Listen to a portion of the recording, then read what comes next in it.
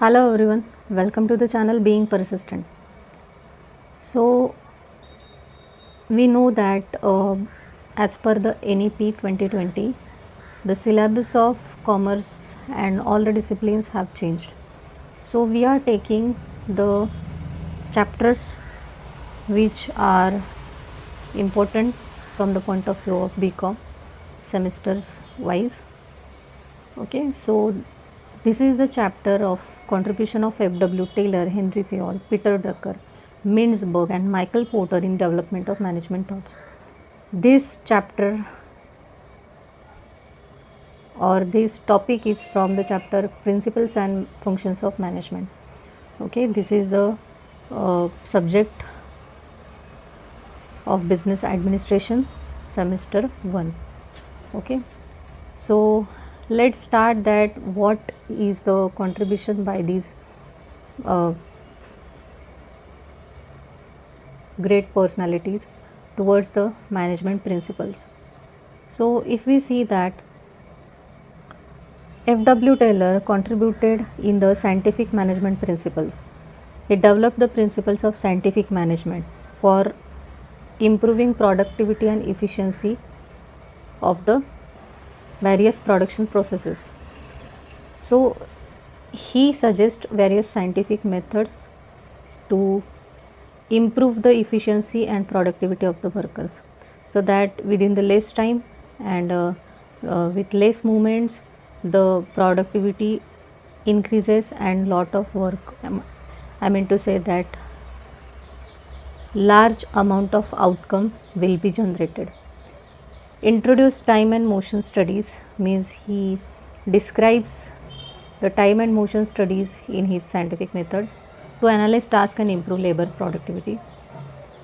He more focused on standardization, advocated for standardization of work process and tools to ensure consistency and efficiency. So he, as we see that he more focuses on efficiency. After that, division of labor.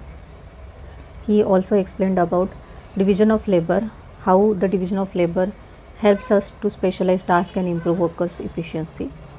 If we distribute the work in different divisions or different areas, so that work will get completed in less time and with more efficiency.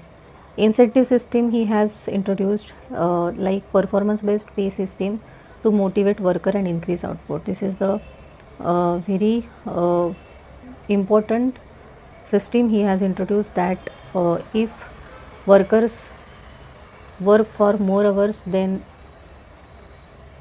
they will get pay more, and also that increases the output.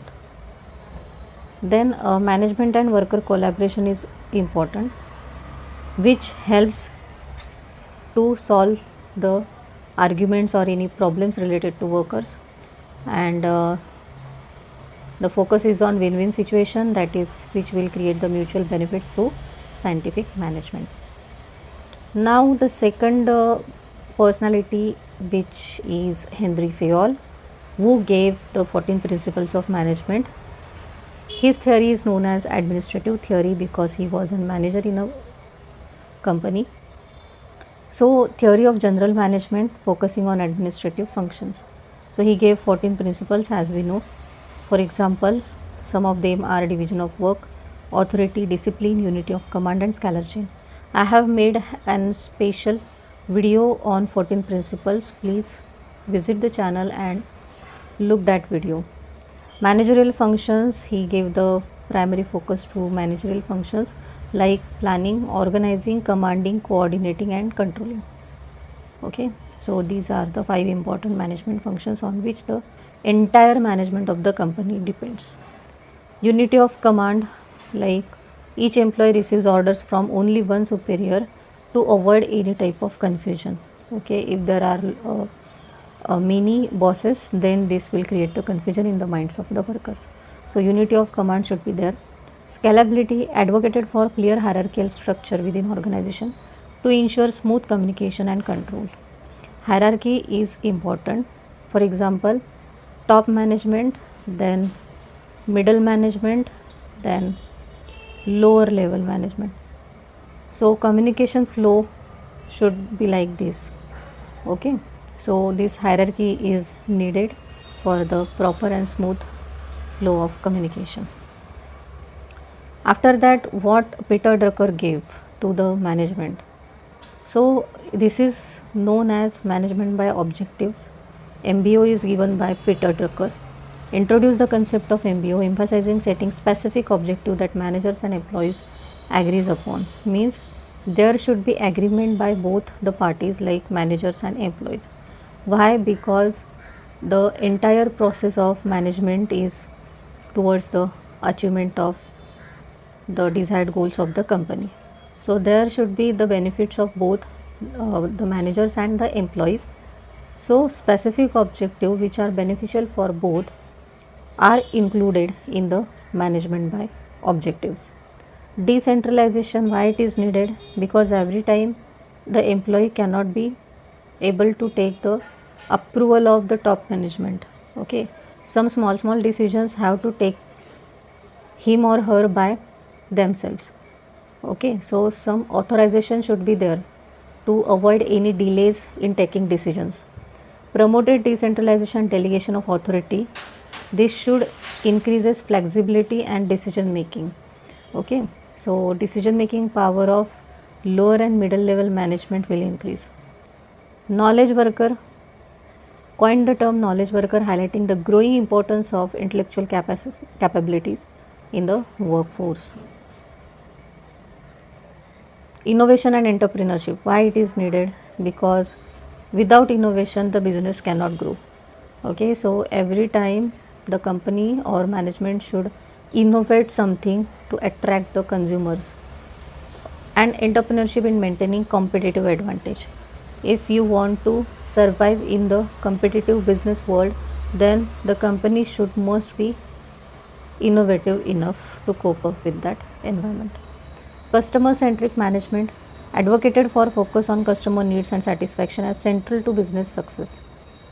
So this is customer need and satisfaction is the central of any business success, because if customer is unsatisfied, then your business cannot grow.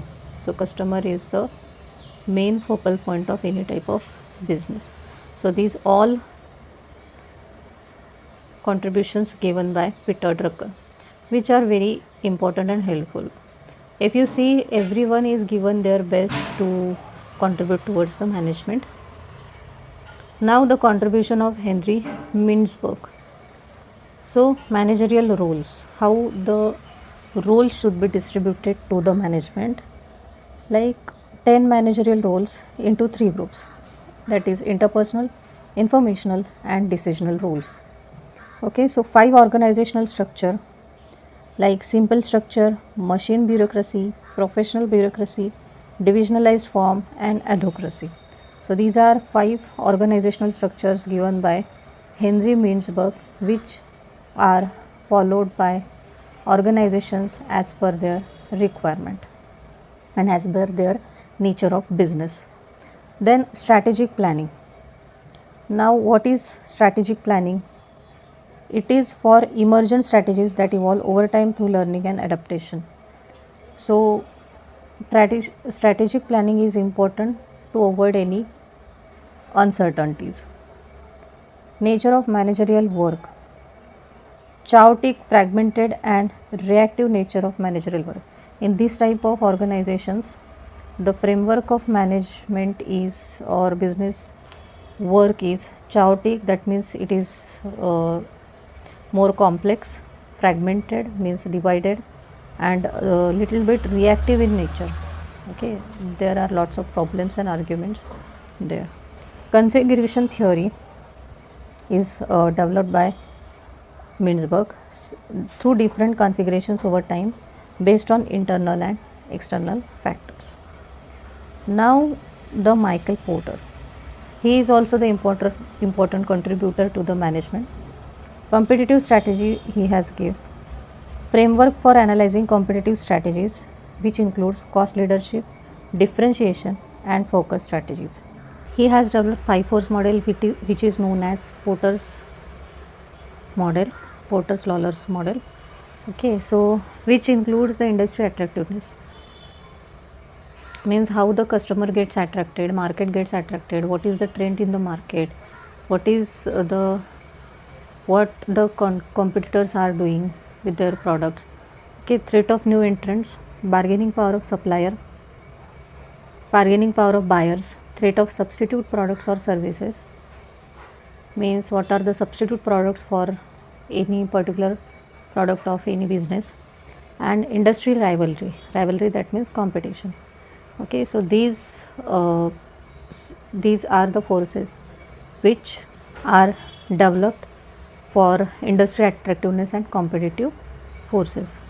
After that, he also focused towards value chain analysis, which includes dissects and organizations activities to identify sources of competitive advantage. Then generic strategies, propose generic strategies that companies can adopt to achieve sustainable competitive advantage. This is the generic strategy for sustainable competitive advantage, means is the business are doing those activities which are not harmful to the environment or which are creating sustainable impact in the environment. So these are the generic strategies. National competitive advantage, that is author theories on national competitive advantage, which is known as diamond model, to analyze factors contributing to nation's economic performance, means what is the GDP of the nation, what is the employment level of the nation, what is the income level of the nation. So this entire economic performance is analyzed by this advantage. So I hope this video is useful for you all, and thank you so much. Stay tuned to the channel. Have a nice day ahead.